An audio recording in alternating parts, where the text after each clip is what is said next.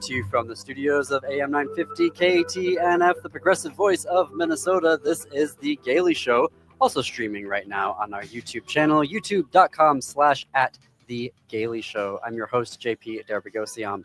It is Friday, which means culture and entertainment. What is on the show today? Author Morgan Morgan joins us in a half hour to discuss his memoir in progress, My Unleashing Memoir of a Queer Dad. And we're also going to have an audio clip of the book featuring songs that he sings in it, which is really special.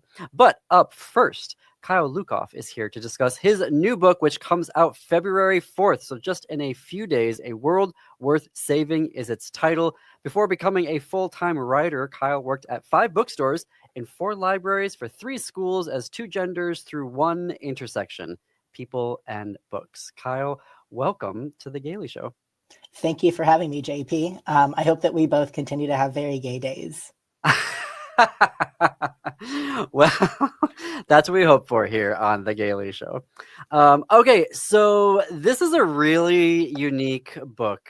Tell us about A World Worth Saving. Thank you for saying that it is unique. Part of what... Oh, that's a terrible way to begin. You'd think that I'd have it done by now, right? This is my 16th or 17th book. I've been interviewed many times for many of my books. And by this point in a book's life, I usually have a pretty good elevator pitch. I can tell you what it's about. I can give you a snappy sentence or two, and I can hopefully just sum it up in a way that makes you want to read it. And I have a really hard time with this one. The sort of short, cheeky answer that I have about what this book is that it's basically if Percy Jackson from the Rick Riordan series was trans and Jewish. It's a similar sort of fantasy adventure situation where the main character is a 14-year-old Jewish trans boy who's trying to figure out how to survive in a world that doesn't want him to. But it is also much more than that. It's more than just a classic quest story. It has a lot to do with the concepts of liminal spaces, the power that comes from self-transformation, and what it means to fight for justice in a way that centers your personal relationships. Well, speaking rather of Rick Riordan, Rick gave it a glowing blurb. He sure did. I still don't know how that happened, but I'm very happy about it. Tell me then about that. Okay, so obviously maybe you did. I hope not. Knew who the president was going to be when your book comes out. Wow, I can conjugate today. But tell me about. It feels very prescient, very needed. So talk to me about the ideas of fight for justice that you have here in the book. So I started thinking about this book in spring of 2021. So almost 4 years ago now. And the world 4 years ago was in some ways pretty different from it is today. But in some very significant ways, I think it was laying the groundwork for where we are right now. I wrote this book in some ways hoping that by the time it came out, it could be seen as some sort of like alternate history or speculative future. But I actually read it for the first time myself yesterday, like the first time reading the print copy since I turned in the final draft to my editor probably 6 to 8 months ago. And as I was reading it, I was struck by how incredibly relevant and up to the moment it feels, and how much I hate that. I was hoping that the world that I was building of crumbling social services and tremendous repression against trans youth might feel like it was in the rearview mirror instead of hurtling at us through the windshield. I don't think that this is, because I saw it in the book description, so I don't think that I'm giving too much away here. But it does deal with a group, Save Our Sons and Daughters, which actually turns out to be a group. I love here in the description. It doesn't just feel soul-sucking. It's actually run by a real demon who is feeding off the pain and misery of kids like our main character. Unpack for me why you wanted to take that particular route in telling this story. Which particular route do you mean? Having a group like that run by a demon. So gives Buffy the Vampire Slayer vibes, which oh, that's fair. I love that. I love that comparison. Well, so the obvious answer is because they're demons. Like, these people are literally evil and I hate them. And I wanted to portray that in a way that really showcased my utter loathing and revulsion at not just their existence, but also the power that they're being given. So that was just fun for me. But also in some ways, I think this story had to unfold the way it did because that was the only way to try to get at the bigger ideas that I was reaching for. So in a lot of ways, this book is very different from the other work that I've written around trans kids. I usually avoid transphobia in my work, mostly because I think that transphobia is incredibly boring and has nothing to offer me. There's nothing there I have to think about. There's nothing there for me to engage with. It's just the same stupid and boring moral panics that have been rehashed for decades, if not centuries. But I first got the idea to write this book because a librarian friend of mine named Angie messaged me and she's like, "Hey, Kyle, you should write a book about a golem that protects trans kids." And I was like, "Oh, cool. That's an interesting idea."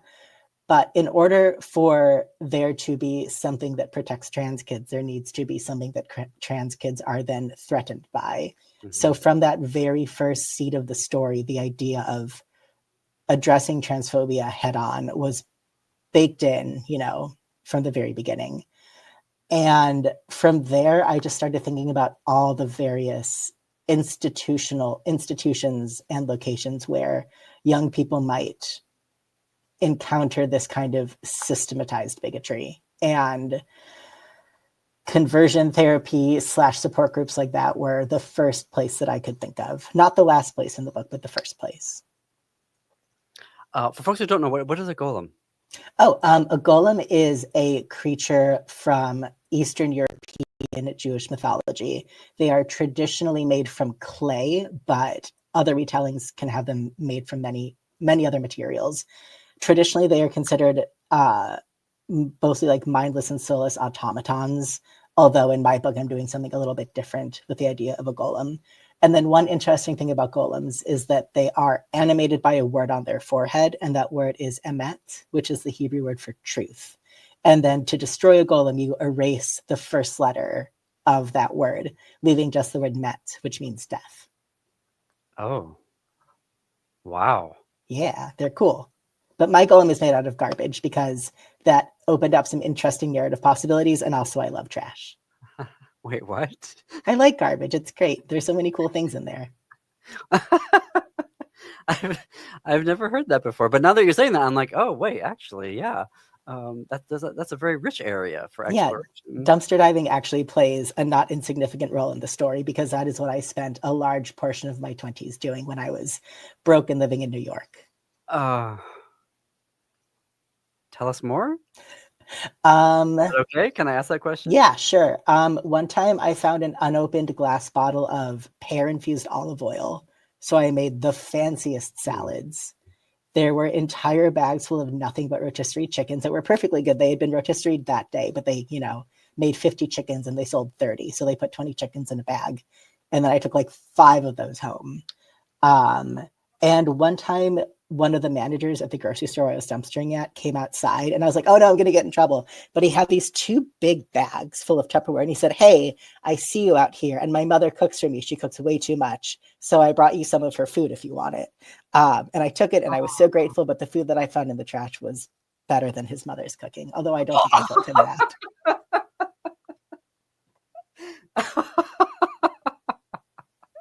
Twist.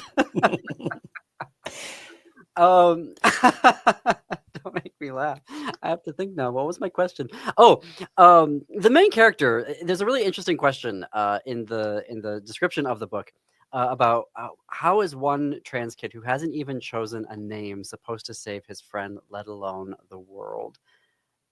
Tell me more about that, about the choosing of the name and having that kind of be a central conflict or question that's driving the narrative. Yeah.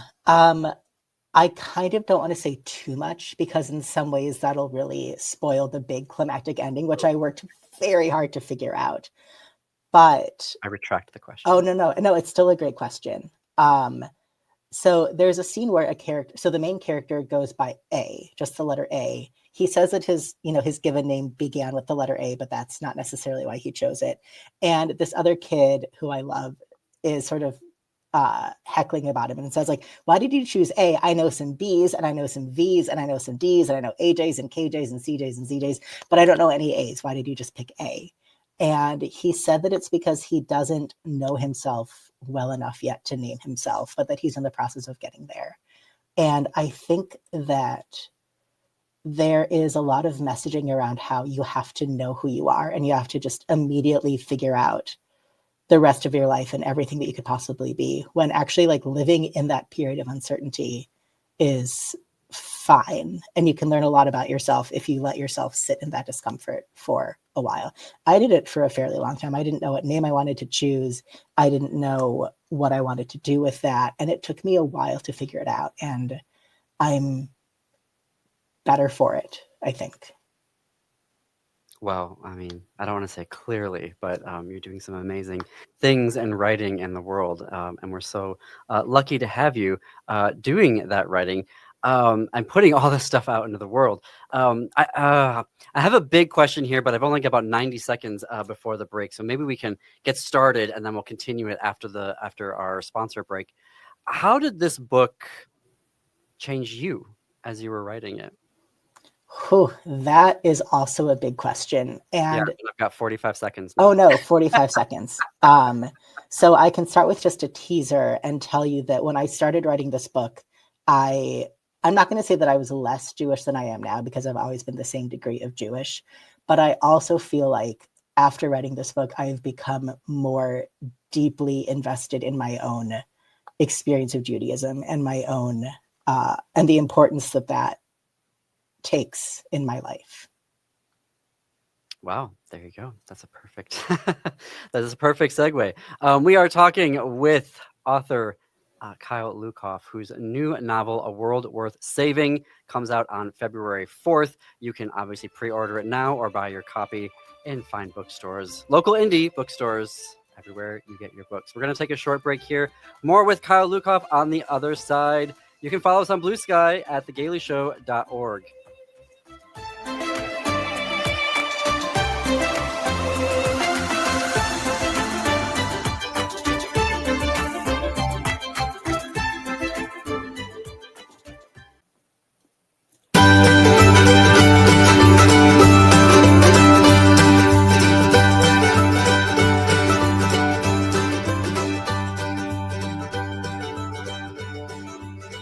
Welcome back to The Gaily Show. I'm JP Dervagosian.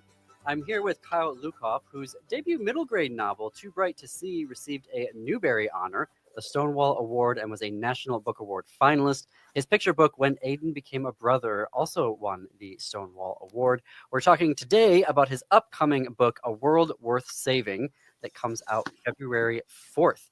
And Kyle, there is that major question about, is a world that seems hellbent on rejecting our main character A even worth saving at all?